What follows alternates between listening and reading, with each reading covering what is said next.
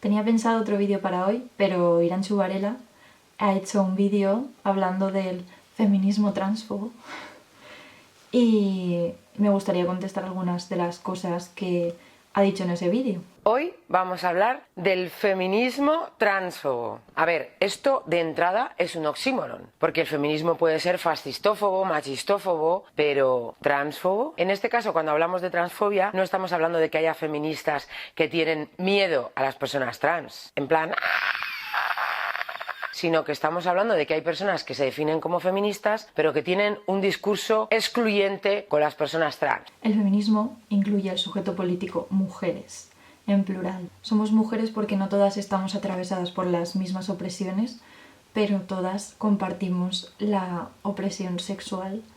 No se te puede excluir de un sitio al que nunca has pertenecido. Es como si una persona que come carne se enfadara y si dijera que la están discriminando y oprimiendo por el hecho de no entrar en la categoría vegano o vegana. Es decir, que opinan que las personas trans no tienen sitio en el feminismo. Esto resulta complicado de asumir desde la lucha feminista así de entrada. Entre otras cosas porque la lucha feminista siempre ha sido una lucha hermana con la lucha del colectivo LGTBIQ, lesbianas, gays, trans, bisexuales, queer. El feminismo realmente no tiene intereses compatibles con la lucha LGTBI, que por cierto se olvida de la I. Solo hace falta ver el colectivo que organiza el Orgullo en Madrid.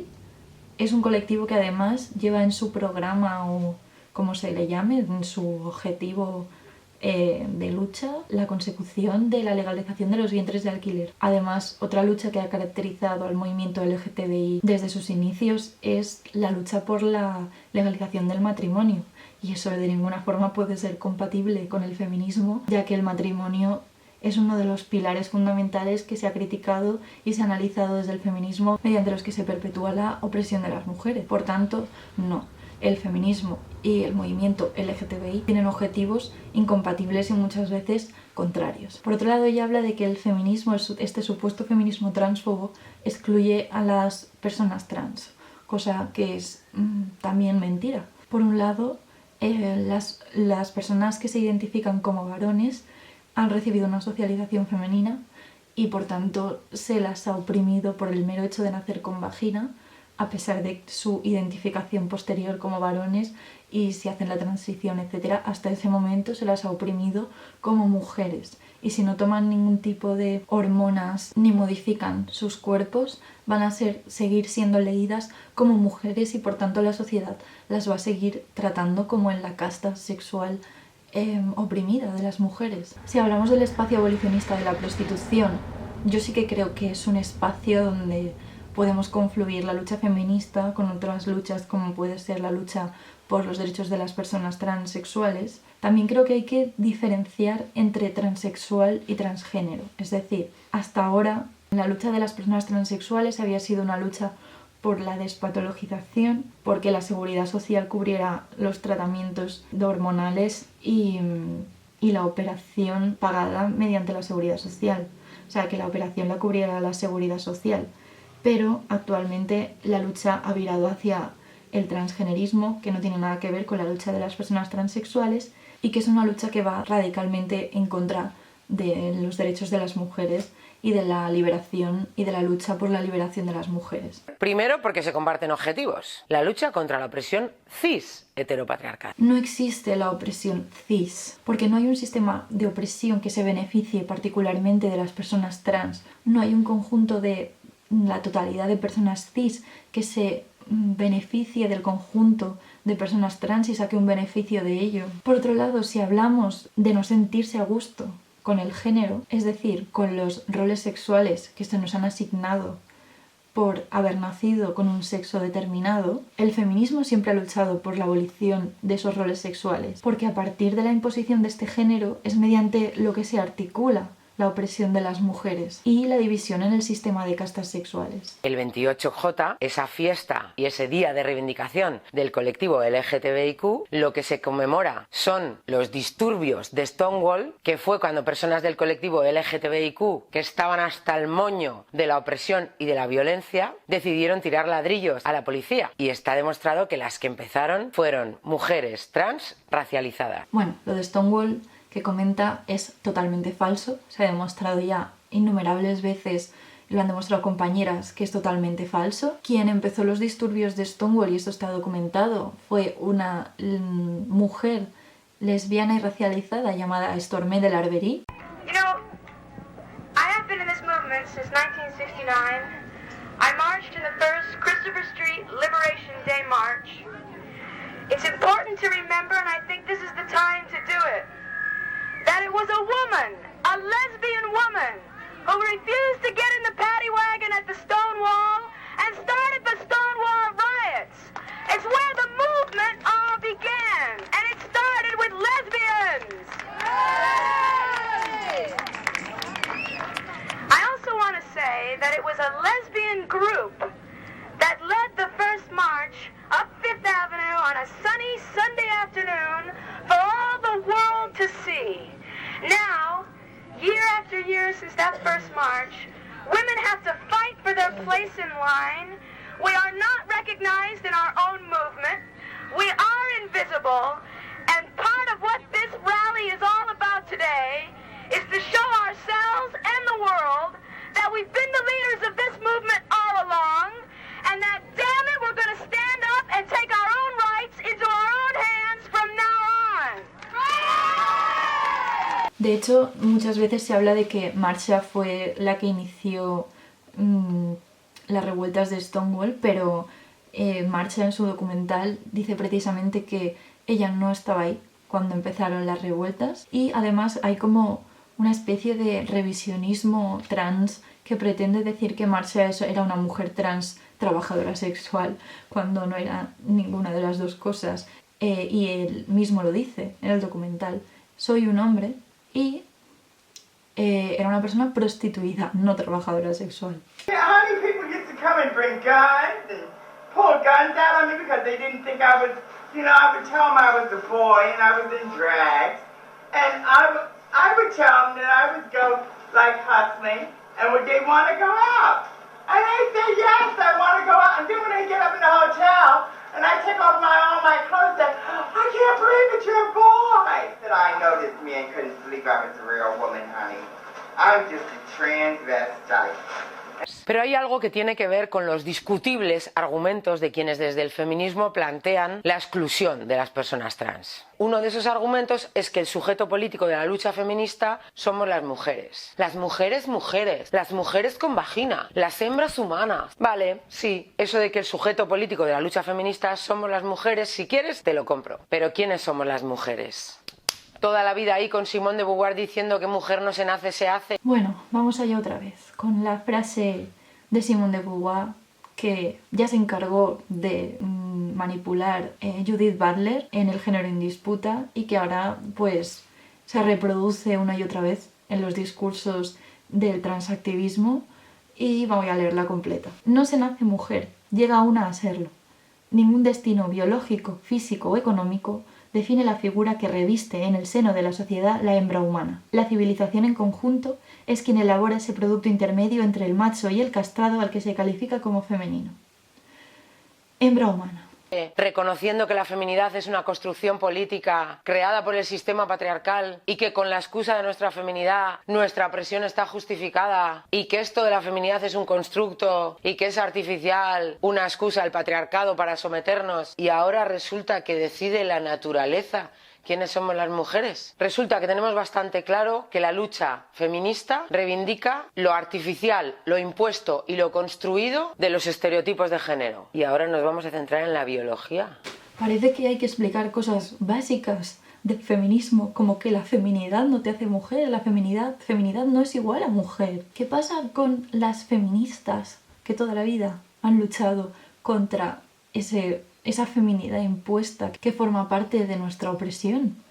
¿Qué pasa con las mujeres que no se han adaptado a ese canon de feminidad nunca, que ya no son mujeres porque no se adaptan a ese canon de feminidad y que además quieren abolir.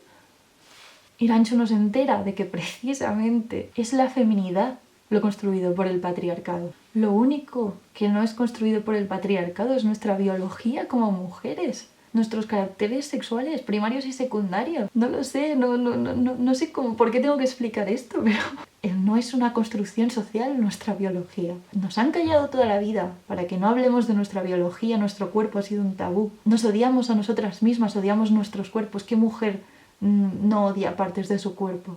Porque yo no conozco ninguna. Para que ahora nos digan que nuestro cuerpo es una construcción social. ¿Todas las personas que tienen vagina son mujeres y todas las mujeres tienen vagina? Pues claro, tía, pues no. En el momento en el que reconocemos que la feminidad es una construcción, que todos los valores considerados femeninos y todas las características consideradas femeninas son artificiales y están pensadas para naturalizar nuestra opresión, ahora resulta que vamos a naturalizar la división de personas solo en hombres y mujeres y que esa división viene determinada por la biología. La naturaleza es lo único que no deciden los hombres. Durante toda la vida han intentado decir que su constructo era lo natural, que por ejemplo las mujeres éramos sumisas por naturaleza, y precisamente en eso consiste el determinismo biológico. Pero el feminismo desveló que todo eso que nos atribuían como natural era una construcción social, era una construcción opresiva de su cultura.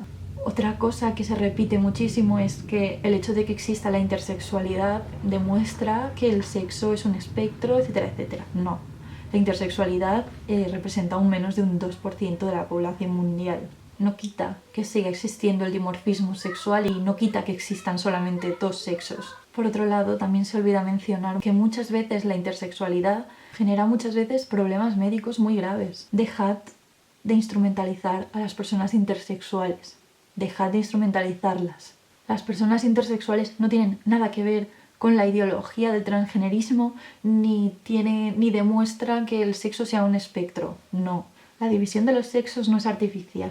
El dimorfismo sexual no es una construcción social. Pues claro, los hombres tienen pene y las mujeres tienen vagina. Sin comentarios.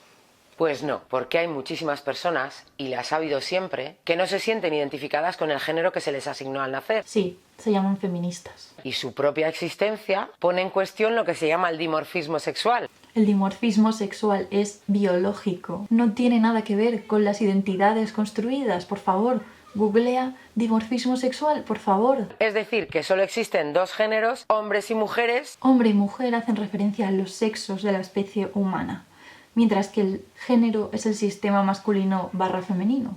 El género es una construcción social del patriarcado que se impone, no se asigna, nos lo imponen en base a los genitales, o sea, en base al sexo. Y las feministas siempre han luchado contra esa imposición del género, porque básicamente es opresiva para las mujeres, porque es un sistema masculino/femenino que está diseñado para que las mujeres estén subordinadas en un sistema de castas sexuales por debajo de los hombres. Y que estos géneros son fácilmente reconocibles porque tienen genitales masculinos o femeninos, y que lo normal es que el aspecto y la manera en que se nombran esas personas se corresponda con los estereotipos que como sociedad hemos decidido arbitrariamente para cada uno de los géneros. Pues resulta que no, que hay personas que no se sienten así. Las feministas radicales no ponemos para nada en cuestión que no se sientan a gusto con el género que se les ha impuesto. De hecho, ninguna de nosotras nos sentimos a gusto con el género que se nos ha impuesto. Por eso somos feministas. Ponemos en duda que eso les haga mujeres y por tanto sujetos del feminismo. Pero es que hay otro argumento que se utiliza para justificar el tratar de excluir a las personas trans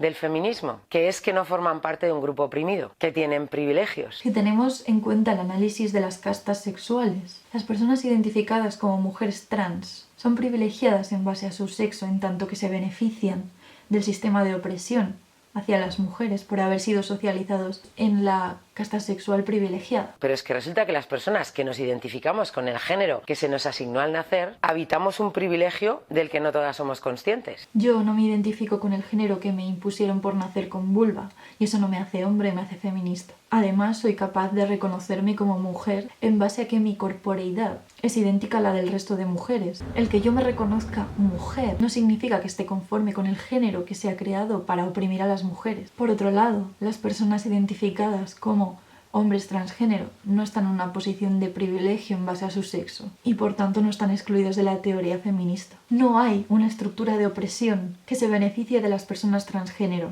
y mucho menos generado por las mujeres como sexo, como grupo opresor. Pueden y obviamente sufren discriminación, exclusión laboral por no adaptarse a los roles sexuales o género que se les ha impuesto por haber nacido con un sexo o con otro. Pero no es una opresión porque no hay ningún sistema que se beneficie de ellos. El privilegio cis. Las mujeres no podemos aceptar que se nos defina como mujeres cis. Eso sería aceptar que nos definamos en base a otra cosa que no seamos nosotras mismas, y eso es lo que lleva haciendo el patriarcado toda la vida. Definirnos en base a lo que no son los hombres. Y ahora nos definimos en base al no trans. Las mujeres aún no sabemos quiénes somos y necesitamos construirnos fuera de los sistemas y fuera de los patriarcados. Y como mínimo, lo que tenemos que hacer es respetar su derecho a construir su propia identidad y acompañarlas en su lucha. Porque el feminismo, amiguis, es la lucha contra todas las formas de opresión. No, no es la lucha contra todas las opresiones el feminismo, por favor,